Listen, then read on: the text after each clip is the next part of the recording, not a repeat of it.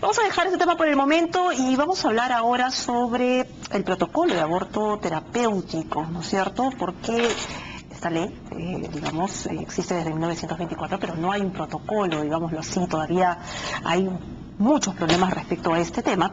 Y vamos a conversarlo con Marielena Reyes, ella es directora de Manuela Ramos, porque siguen habiendo preocupaciones sobre este tema, sobre todo por la falta de protocolo y el tema de la salud de muchas mujeres. ¿Qué tal? Bueno, buenos días. Muchas gracias por la invitación, Carla. Este nos parece un tema importante, porque además, en general, cuando vemos los temas de política o la agenda pública del país, esos temas en general no son tomados en cuenta. Y no se está respondiendo a que esto es una democracia y que no se rige por la regla de las mayorías, sino por cómo podemos todas y todos ejercer nuestros derechos como ciudadanas y ciudadanos. Hay data, porque generalmente tocamos este tema y lo debatimos cuando hay un tema específico, ¿no? Un tema escandaloso específico, ya sea en el Perú o sea afuera. Pero hay data respecto a mujeres que van a centros de salud y mencionan y quieren hacer uso de su derecho y decir, sí, efectivamente tengo que hacerme un aborto terapéutico debidamente probado. Sí, hay información concreta. Tenemos dos casos que han sido asumidos como emblemáticos y que incluso han salido a instancias internacionales. Uno de ellos es el caso de Kaeli, creo que es el más conocido, una adolescente de 17 años embarazada, a la que se le diagnosticó, tenía lupus, un problema también a los riñones, y el feto era anencefálico. Y no se le quiso practicar el aborto terapéutico por la inexistencia de un protocolo no aprobado. Se le hizo esperar toda la gestación con el daño a su salud que ello implicó. Además, al nacer la criatura se le hizo amamantar durante 4 días, o sea, también un daño psicológico adicional. Se sabía que iba a morir el feto, efectivamente, cuando nació, a los 4 días murió, y esto se ha llevado ante cortes internacionales. ¿Por qué? Porque tenemos 89 años con un código penal que aprueba, que no sanciona el aborto terapéutico, y sin embargo el Estado se ha negado sistemáticamente a aprobar un protocolo de atención que diga exactamente son 13 o son 16 causas en las cuales podemos definir que esto es un aborto terapéutico, y que en caso en que la vida de la madre corra peligro, no hay una colisión de derechos. Entonces se prefiere a la madre con su proyecto de vida. Esto no está sucediendo, llevamos demasiado tiempo pidiendo porque el ejercicio de los derechos humanos de las mujeres sea algo real, y que si realmente hablamos de derecho a la igualdad en la Constitución, eso se traduzca en una legislación y políticas públicas que nos puedan proteger. En este caso, como también lo que estamos solicitando ahora, tenemos por enviar una iniciativa legislativa para poder despenalizar el aborto cuando esto sea causal de una violación. Ahora, para terminar con ese tema, algunas personas podrían decir, pero bueno, es algo que le tocó vivir, digamos, hay que salir adelante, en fin, todos los argumentos que puede uno escuchar en contra, ¿no es cierto? Pero yo quería saber cuáles son realmente los estragos que puede dejar una situación así en una mujer que tiene que pasar, por ejemplo, en el caso de Kaeli, ¿no es cierto?, que fue obligada a dar a luz a un bebé que no iba a sobrevivir, a amamantarlo durante 4 días y que luego verlo partir, digamos. ¿Qué secuelas puede dejar en una mujer una situación de ese tipo para que nosotros podamos entender finalmente por qué es lo importante de un protocolo? A ver, es importante en dos esferas. Una es la esfera de la salud de la mujer, que además responde a un derecho a la salud que el Estado está obligado a proteger para que sea ejercido. Entonces hay estragos, como tú les llamas, en consecuencia hay secuelas físicas muy fuertes, pero también hay secuelas psicológicas. Porque además, aun cuando el país, el Estado peruano ha sido sancionado y se le ha llamado la atención y se ha pedido una indemnización, en este caso hasta ahora ha habido una indiferencia total de parte de las autoridades y del Estado peruano. En el otro nivel es cómo realmente ejercemos nuestros derechos ciudadanos. ¿Somos las mujeres unas ciudadanas de segunda clase, estando todavía en el siglo XXI?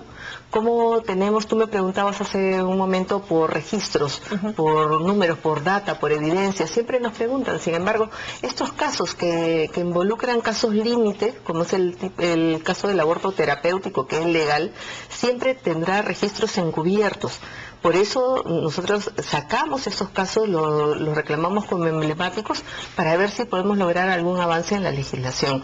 El Estado peruano y el Congreso legislan de espaldas a la realidad de las mujeres. Y también de otros sectores de la población que han sido sometidos a condiciones de vulnerabilidad.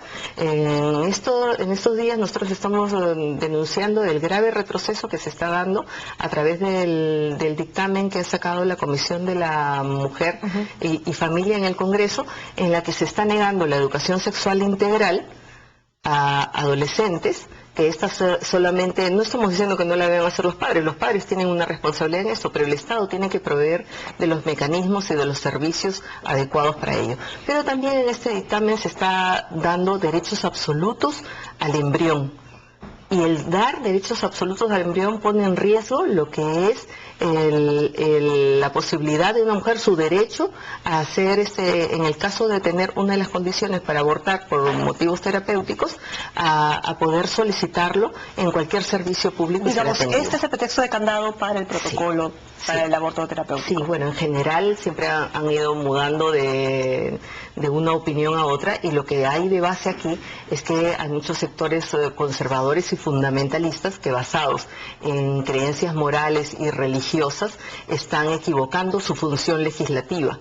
No están haciendo la función que les corresponde, porque que todos sepamos, este es un Estado laico, de acuerdo al artículo 50 de la Constitución. Entonces, si vamos a guiarnos por confesiones religiosas, este Estado pierde totalmente su sentido y su obligación de proteger a todos y todas las ciudadanas. Si bien hay un sector fuertemente conservador que hace presión para que esto no pase de alguna manera, ¿dónde está el otro sector también que debería estar peleando por estos derechos? Digamos, ¿cómo es posible que hayan pasado 89 años y no hay un protocolo y tengan las puertas tan cerradas? O sea, es algo que no se puede entender, o es que realmente no hay una voluntad de cambio.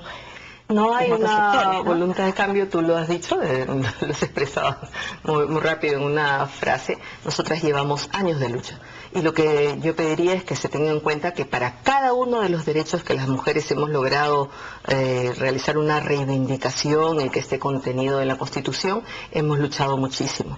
Por el derecho al voto, que en Ecuador fue dado en 1920 y para nosotros llegó en 1956, para poder tener una ley contra la violencia, para tener una figura de feminicidio, que se ha vuelto a tocar ahora cuando estamos hablando también lo de los crímenes de odio, ¿no? Hay una obsesión moralista, pseudo moralista, por el tema de la sexualidad en las ciudadanas y ciudadanos. Y esto solo tiene un fundamentalismo religioso como explicación, ¿no? Pero en toda la población no, digamos, la gente va cambiando. Entonces, ¿dónde está este otro sector que va pateando también de alguna manera sus ideas, ¿no? Y que las confronta en el Congreso, porque no es posible, por ejemplo, que el viernes en el Congreso se haya votado en contra de los conceptos de orientación sexual o de identidad de género, ¿no es cierto? Digamos, en estas categorías protegidas con la discriminación y los crímenes de odio. Sí, se ha logrado excluir. Ahí hay que tener en cuenta, por ejemplo, que se ha logrado armar un congreso al que realmente hay que criticarlo, porque hay 57 votos en contra de incluir la categoría de orientación sexual e identidad de género. Han habido 27 votos a favor de que sí se incluya, o sea, sectores más progresistas, más abiertos, respetuosos de la Constitución. Han habido 18 abstenciones, o sea que no voy ni con uno ni con otro, estoy por decidirme. Entonces eso te da una proporcionalidad de lo que es la representación en el país. Sin embargo, las encuestas de la sociedad peruana hablan de un cambio cultural, hablan de una manera más respetuosa de mirar de la ciudadanía, hablan de la aceptación por la igualdad. Entre el movimiento Manuela Ramos y Broncex hemos hecho una encuesta hace poco sobre percepciones de la ciudadanía sobre derechos sexuales y reproductivos. Entonces hay un 96% de la población en 6 regiones del país, incluida Lima, que están a favor de que se dé el derecho a la igualdad, que se dé la educación sexual integral a adolescentes, por ejemplo, que ya es una base de educación, y están con mucha predisposición a efectuar cambios culturales. Y esta muestra, digamos, de encuesta, ¿tiene que ver con edades, con gente más joven? Con gente joven y con gente adulta entre 20 a 45 5 años. Después encuentras algunas reticencias. Sin embargo, creo que arrastramos un problema histórico, que la representación congresal no es tal representación. Entonces se lleva al Congreso, se ignora la función legislativa. Pero ese es un gran problema, porque entonces no se va a aprobar las necesidades de la población en el futuro. Y tenemos que seguir tratando de reivindicarlas, haciendo el movimiento de mujeres, como te digo, es una larga historia de lucha, pero ahí estamos, alertando. Estos temas antes nunca habrían sido tocados por un set de televisión, pero estamos avanzando, y eso que estamos en el siglo XXI. Se legisla a contracorriente, se legisla sin mirar lo que es la legislación internacional, que nos puede dar algunas pautas para el avance y la armonización de nuestra legislación. O sea, no hay inclusión, digamos, con que es En estos temas no hay inclusión. En este tema hay homofobia, hay intolerancia. Por eso desde el movimiento Manuela Ramos rechazamos totalmente esta intolerancia, esta homofobia basada en creencias religiosas y en fundamentalismo que están actuando en el Congreso. ¿En el Ministerio de la Mujer ustedes se sienten apoyadas en el trabajo, en este trabajo, por ejemplo? En este tema en específico, los sectores del Estado no se están pronunciando. Se han pronunciado por la educación sexual integral.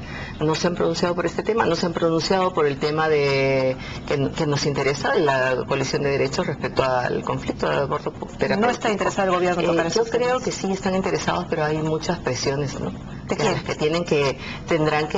Ellos miran qué es lo que conviene opinar o no, ¿no? Entonces hay casos en los que sí, y se puede trabajar con ellos, y hay otros temas en los que sabemos en los que la lucha va a ser mucho más larga, ¿no? Lamentable, y hacer un llamado de atención, sin duda. Muchísimas gracias. Sí, gracias a ustedes. Conversamos con María Elena Reyes, directora de Manuela Ramos. Preocupante lo que nos ha mencionado por parte de este gobierno. No hay interés por hablar sobre estos temas de igualdad y de inclusión que tienen que ver con género, así que atención allí, al Ministerio de la Mujer sobre todo. Bueno, vamos a